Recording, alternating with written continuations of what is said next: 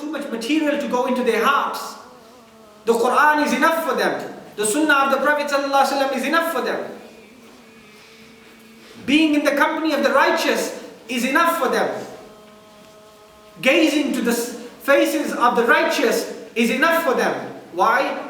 Because from the faces and from the bodies and from the countenances and from the presence of the righteous, Allah subhanahu wa ta'ala sends blessings. Before he went to Tarim, before he went to study in the valley of Tarim in Hadramaut, he said to Habib Ali, he said, Sayyidi, what if everything that they've got to offer in Dar al-Mustafa, I've already studied it?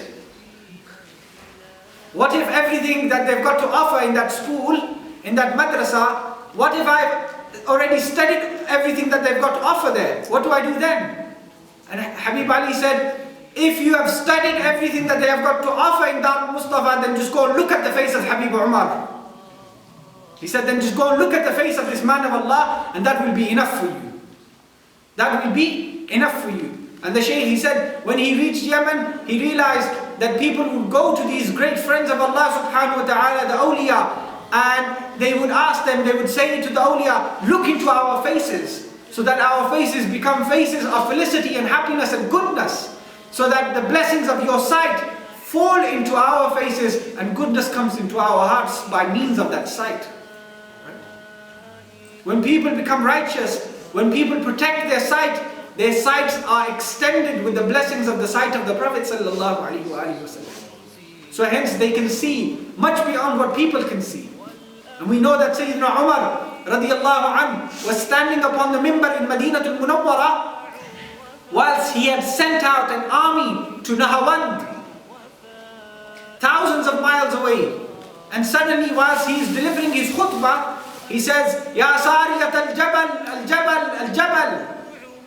He began to speak to the commander, to the general of that army, and he said to him, O Sariya, be careful, be wary that the enemy is coming from behind the mountain.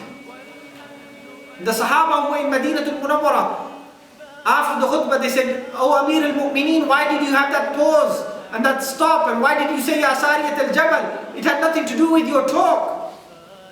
And Sayyidina Umar said, I saw, whilst he was in Medina, he said, I saw that the enemy was coming from behind the mountain, and the Muslims didn't know of the enemy coming, and I warned them of the enemy.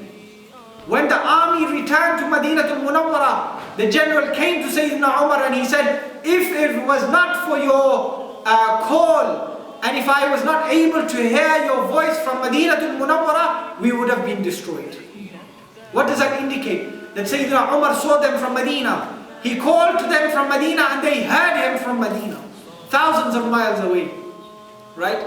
Why was this? This was because Sayyidina Umar protected his sight, and it was